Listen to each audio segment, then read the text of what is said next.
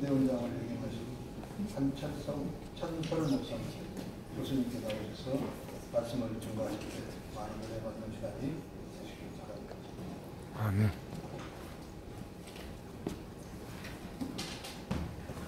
저는 1882년 존 노스의 누가복음 성경 번역을 시작으로 이 땅에 하나님의 복음이 증거된 뒤에 우리 한국교회는 선교 130년 만에 적게 잡아 720만, 많게 잡아 960만, 6만 교회의 성도를 헤아리는 중국에 이어서 동양 제2의 개신교회가 되었습니다. 한국교회 내리신 축복들을 많은 세계의 교회들이 바라보면서 이 마지막 시대에 세계의 선교를 책임질 수 있는 교회는 우리 한국교회다, 이렇게 입을 모으면서 기대와 소망을 걸고 한국교회를 바라보고 있습니다. 실제로 외형적으로 보면 우리 한국교회는 이러한 기대에 부응해서 170여 개국에 26,650명의 선교사님들을 파송하고 있고, 우리 교단만도 2,500유닛의 선교사와 선교사 가정을 파송하고 있는 등 외형적으로는 이러한 것에 잘 부응하고 있는 듯이 보입니다. 그러나 21세기 초에 우리 한국교회는 심각하게 세속화되어서 부흥과 성장이 정체되고 교회 간의 수평이동이 주로 있을 뿐 새로운 신자들이 많이 늘어나지 않는 그러한 어려운 상태를 겪고 있고, 또한 이 사회를 선도하고 이끌어 나가야 될 우리 교회가 오히려 사회의 걱정거리와 지탄거리가 되고 있고, 심지어는 오래전부터 제2의 종교개혁이 일어나야 된다는 말이 이렇게 들려오고 있는 안타까운 현실을 맞이하고 있습니다. 21세기 초에 우리 한국교회가 어떻게 될 것인가? 그것은 정해진 것이 아니라 우리가 창조해가는 것이고, 우리가 하나님 말씀에 어떻게 순종하는가에 따라서 결정되게 될 것입니다. 많은 분들은 우리 교회가 지금까지 이렇게 성장을 거듭해 왔기 때문에, 그리고 세계의 교회에서 유례를 찾아볼 수 없는 부흥을 거듭해 왔기 때문에 앞으로도 우리 한국교회가 이렇게 꾸준하게 성장과 부흥의 길을 걸어가게 될 것이다. 그리고 많은 교회들이 과거의 그러한 외적, 수적 부흥을 꿈꾸면서 그렇게 교회의 앞날을 긍정적으로 바라보는 사람들이 많이 있습니다만은, 그러나 우리의 앞으로의 역사는 결단코 정해져 있지 않습니다. 불과 100년 전만 할지라도 개혁교회의 본고장으로서 개혁신학과 개혁교회를 이끌었던 화란교회가 이렇게 무너지게 될 줄은, 그리고 불과 60, 70년만 할지라도 세계 선교의 중심지였던 영국교회가 오히려 피선교지로 그렇게 전락하게 될 줄은 그 누구도 예상하지 못했습니다. 우리는 입만 열면 역사를 이야기합니다. 그래서 과거의 역사를 배워서 다시는 과거의 잘못들을 반복하지 않고 새로운 역사를 이끌어가기를 간절히 바라지만, 과거의 잘못은 끊임없이 반복되고 그리고 답습이 됩니다. 왜냐하면 우리는 미래를 보지 않기 때문이고, 또한 미래를 준비해 가지 않기 때문이고, 또 하나는 그 가운데서 항상 우리를 예외로 삼기 때문입니다. 우리나라의 미래를 바라보는 분들도 너무나도 긍정적으로 바라볼 수가 있습니다. 우리나라가 6.25의 그러한 폐허를 딛고 일어나서 근대화 산업을 이루면서 선진국의 진입을 앞두고 있기 때문에 우리나라는 앞으로 지금까지의 성장 속도와 맞추어서 무난하게 발전해 갈 것이다. 그러나 대한민국의 국가의 미래도 결코 정해져 있지 않습니다.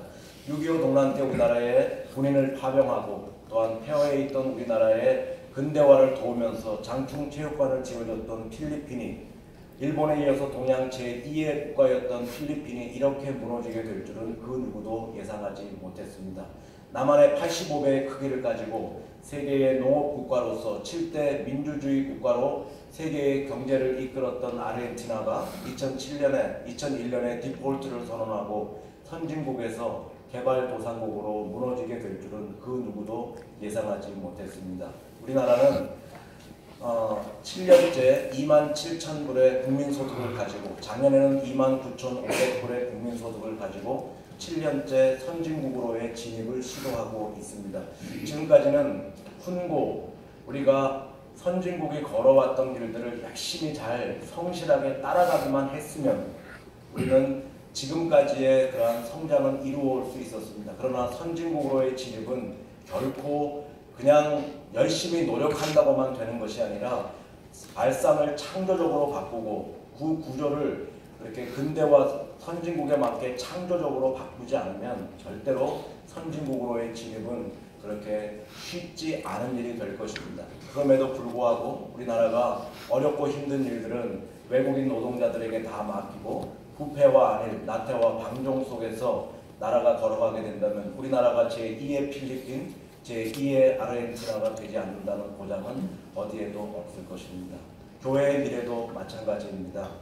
제가 잠깐 말씀드렸지만 칼빈이 종교개혁을 일으키고 마지막으로 종교개혁이 꽃을 피고 열매를 맺은 곳은 네덜란드입니다. 그래서 네덜란드는 개혁 신학과 개혁 교회의 본고장으로서 불과 100년 전에는 전 인구의 60%가 기독교인이었습니다. 그러나 이 네덜란드는 세속화의 위기를 거쳐내지 못하고, 세속화란 유럽에서는 탈기독교를 의미하고 우리 한국에서는 친세상화를 의미합니다. 보통 국민소득이 25,000불을 넘기 시작하면 세속화가 본격적으로 일어나게 되는데, 네덜란드는 이 세속화의 위기를 견뎌내지 못하고 돈과 물질과 그러한 세상의 문명 앞에서 하나님과 재물을 겸하여 섬기면서 2016년의 통계에 의하면 전 인구의 50.5%가 무종교인, 23%가 카톨릭, 그리고 단 13%만이 기독교인이 되는 그러한 쇠퇴기를 걸어가고 있습니다. 우리나라를 너무나도 잘 알고 우리나라에 와서 강해 설교를 많이 보급했던 영국의 데니스 레인이라는 목사님이 10년 전에 우리나라를 보면서 한국교회가 앞으로 가장 대비해야 될 것은 세속화의 문제가 될 것이다.